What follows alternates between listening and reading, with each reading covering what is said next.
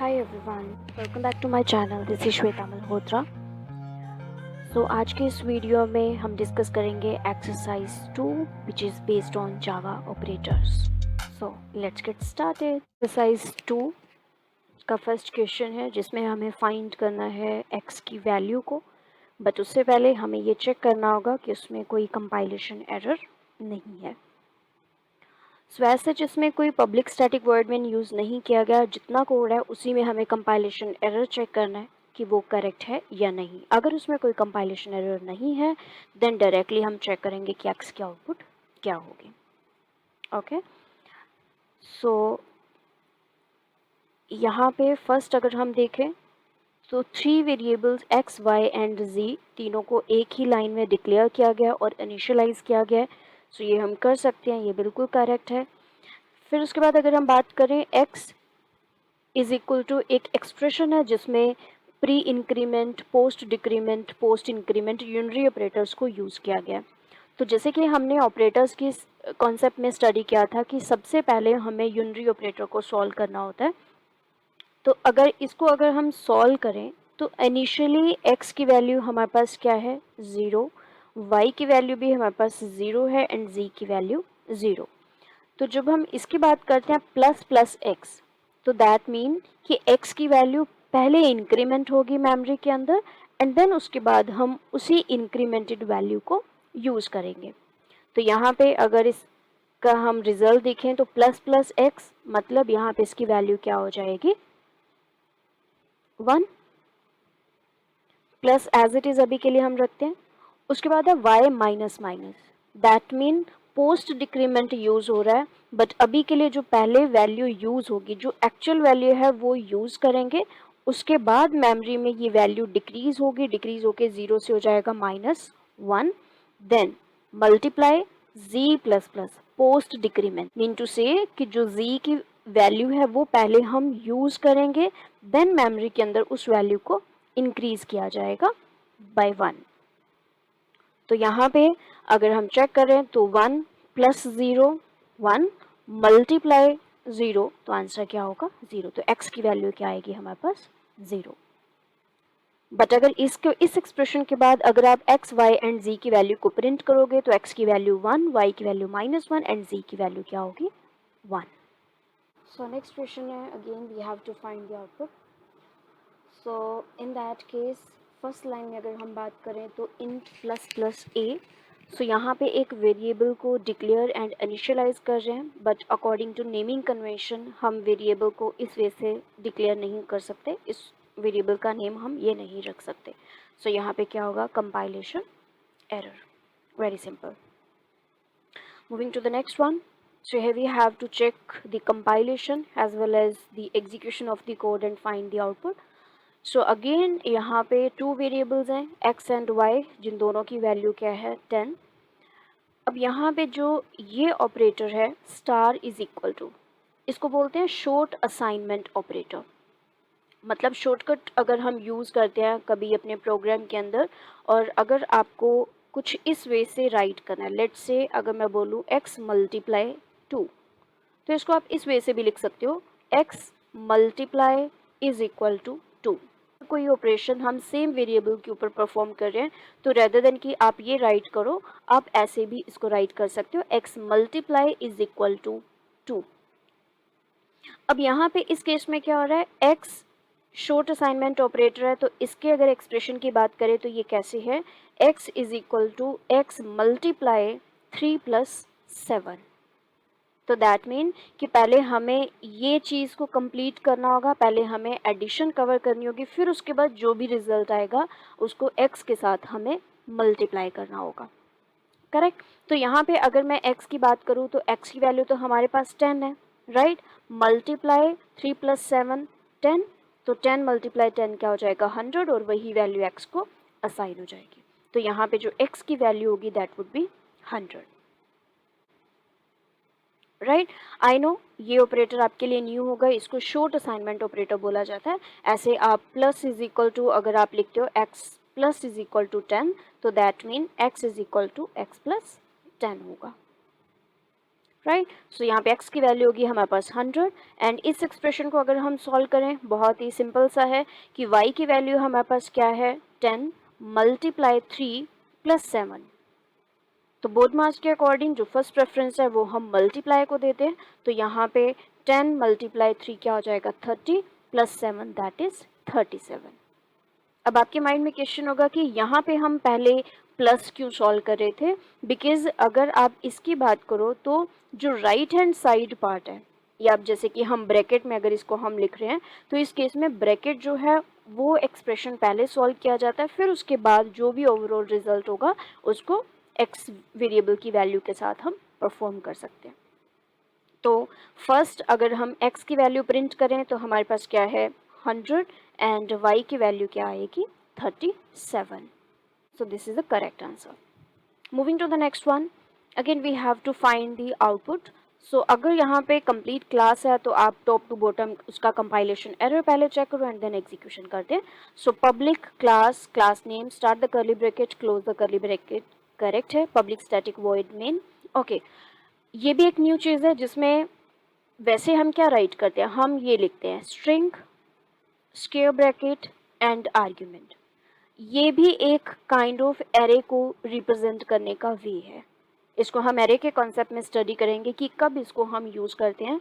तो यहाँ पे आप इसको 3 डॉट के साथ, ज़्यादा नहीं 3 डॉट के साथ ही हम एरे को रिप्रेजेंट करते हैं। इसका मतलब होता है कि आप इसमें पैरामीटर जो पास कर रहे हो वो ऑप्शनल बन जाते हैं। इसमें आप चाहे पैरामीटर पास करो या नहीं करो, अगर आप कोई वैल्यू पास करते हो तो एरे के अंदर वैल्यू स्टोर हो जाएंगी। अगर आप कोई पैरामीटर पास नहीं करते हो तो स्टिल हमारे पास कोई प्रॉब्लम नहीं आएगी, कोई कंपाइलेशन एरर या रन टाइम एरर नहीं होगा।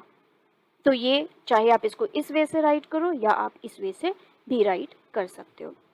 बात करते हैं नेक्स्ट 3 वेरिएबल्स को डिक्लेयर एंड इनिशियलाइज किया गया है a b and c and अब यहाँ पे हमें रिजल्ट चेक करना है।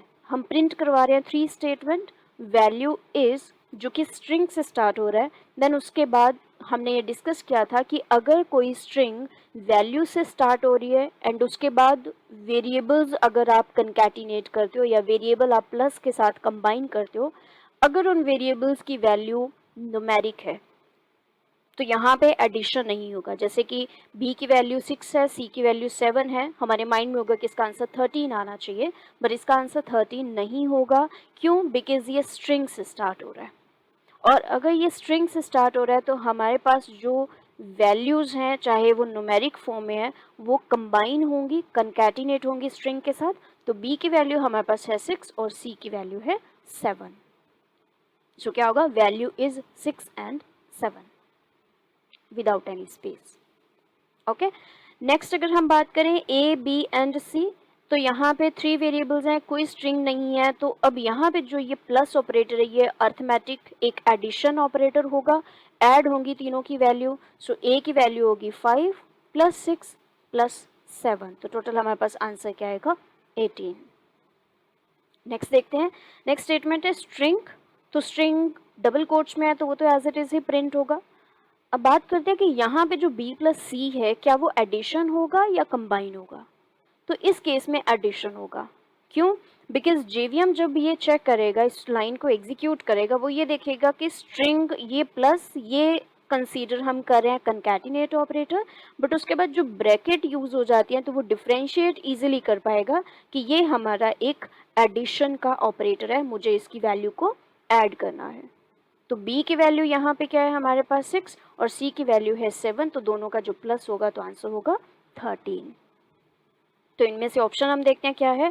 फर्स्ट है वैल्यू इज 67, 18 एंड स्ट्रिंग 13, तो यहाँ पे a हमारा आंसर होगा। Correct. Moving to the next one.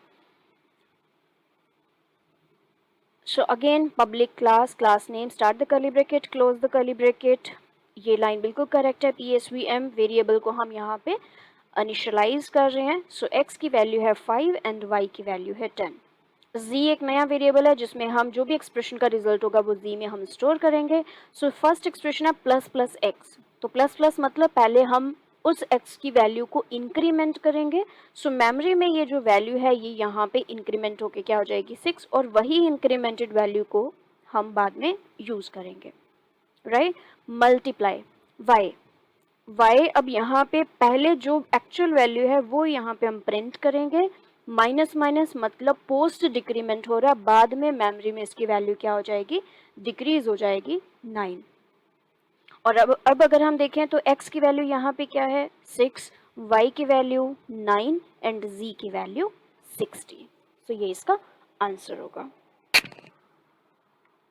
Correct. Moving to the next one. So next हमारे पास एक क्लास इंक्रीमेंट। अब यहाँ पे पब्लिक कीवर्ड चाहे यूज़ करो नहीं करो मैटर नहीं करता, मैटर तब करता कि अगर यहाँ पे कोई फाइल का नेम भी दिया जाता, राइट। अगर सपोज करो यहाँ पे होता पब्लिक, क्लास के फ्रंट पे हम राइट करते और क्लास को सेव किया जाता a.java के साथ या अपर केस a.java के साथ, तो फिर यहाँ पे आपके पास कंपाइलेशन एरर आता। बिकॉज ये भी कंसेप्ट हमने स्टडी किया था कि अगर किसी भी क्लास के फ्रंट में आप पब्लिक कीवर्ड यूज़ करते हो फिर ये मैंडेटरी हो जाता है कि क्लास का नेम और फाइल का नेम सेम हो। Okay, so public static void main ये बिल्कुल करेक्ट है। अब यहाँ पे एक वेरिएबल है और अब टू ऑपरेटर हैं, ये अर्थमेटिक ऑपरेटर है और ये हमारा यूनरी ऑपरेटर है, राइट। सो सबसे पहले यूनरी ऑपरेटर को हम एग्जीक्यूट करेंगे तो प्लस प्लस जी मतलब पहले वैल्यू जो है हमारी वो इंक्रीमेंट होगी, तो मेमोरी में इंक्रीमेंट हुई, वही इंक्रीमेंटेड वैल्यू को हम यूज़ करेंगे मल्टीप्लाई 8, तो यहाँ पे आंसर हमारे पास क्या आ जाएगा C32। Got it. Moving to the next one. तो इस लाइन में कोई प्रॉब्लम नहीं है। ओके, सो यहाँ पे जब हम एरे रिप्रेजेंटेशन की बात कर रहे हैं तो आप इसको किसी भी वे से राइट कर सकते हो। आप जैसे कि ऐसे भी राइट कर सकते हो, अगर आप नेट पे सर्च करोगे तो कभी आपको कुछ इस वे से भी मिल सकता है, स्ट्रिंग ARGS ऐसे भी मिल सकता है, स्ट्रिंग 3.ARGS, तो ये सारे ही करेक्ट वे हैं। बट मोस्टली जो प्रेफर हम करते हैं, हम इस चीज़ को प्रेफर करते हैं कि स्ट्रिंग टाइप का एक हम एरे बना रहे हैं और उसकी वो सारी वैल्यूज़ हम इस टाइप के वेरिएबल में स्टोर कर सकते हैं, रेस्ट आप कुछ भी चूज़ कर सकते हो। Okay, so back to the question. तो यहाँ पे हम 3 वेरिएबल्स की बात करें तो ये डिक्लेरेशन और इनिशियलाइजेशन है, b again declaration and initialization, only declaration, तो इनको हम बाद में यूज़ कर सकते हैं। तो वैल्यू रिप्रेजेंट, अगर मेमोरी रिप्रेजेंटेशन में वैल्यू हम चेक करें तो ए की वैल्यू 1, बी की वैल्यू 2, सी की वैल्यू अभी कुछ हमने नहीं दी है, एक्सप्रेशन में हम चेक करेंगे, और डी की वैल्यू भी हमारे पास कुछ नहीं है। सो इसमें अगर हम देखें तो प्लस प्लस बी, तो पहले जो b की वैल्यू है वो इंक्रीमेंट होगी, बिकॉज हम प्री इंक्रीमेंट की बात कर रहे हैं, तो b की वैल्यू पहले इंक्रीमेंट होगी, तो मेमोरी में यहाँ पे क्या हो जाएगा 3, और वही 3 वैल्यू c को बाद में असाइन हो जाएगी और c के पास वैल्यू क्या आ जाएगी 3। Next is d is equal to a plus plus, तो a की वैल्यू यहाँ पे पोस्ट इंक्रीमेंट है, तो पहले जो वैल्यू है वो d को असाइन हो जाएगी, तो a की जो ओरिजिनल वैल्यू है 1 वो d को यहाँ पे असाइन हो जाएगी 1, और बाद में इंक्रीमेंट होगी मेमोरी में a की वैल्यू दैट इज 2। करेक्ट। उसके बाद c प्लस प्लस, अब ना यहाँ पे ना तो हम कुछ प्रिंट करवा रहे हैं ना ही किसी को वैल्यू असाइन कर रहे हैं, तो c प्लस प्लस मतलब एक वैल्यू सिंपल इंक्रीमेंट होगी, सो यहाँ पे c की वैल्यू चेंज होके क्या हो जाएगी 4। b plus plus again increment होगा, तो b की वैल्यू भी क्या हो जाएगी 4 प्लस प्लस a, तो पहले इंक्रीमेंट होगा। अब यहाँ पे पहले या बाद की या प्री पोस्ट का कोई कंसेप्ट नहीं है, बिकॉज कोई और ऑपरेशन परफॉर्म नहीं हो रहा, तो इंक्रीमेंट होगा ही होगा, तो यहाँ पे a की जो वैल्यू है वो भी क्या हो जाएगी 3 हो जाएगी। करेक्ट। अब हम इनको प्रिंट करवा रहे हैं, तो a की वैल्यू क्या है अभी 3 प्लस कंकैटिनेट, ये स्पेस कंकैटिनेट किया गया तो यहाँ पे थोड़ी सी स्पेस होगी, फिर b की वैल्यू की बात करें तो b की वैल्यू 4 एंड c की बात करें तो c की वैल्यू भी क्या है 4। अगर इन ऑप्शंस में देखें तो हमारे पास डी एक ऑप्शन है, 3, 4 and 4। Thank you for watching, bye everyone.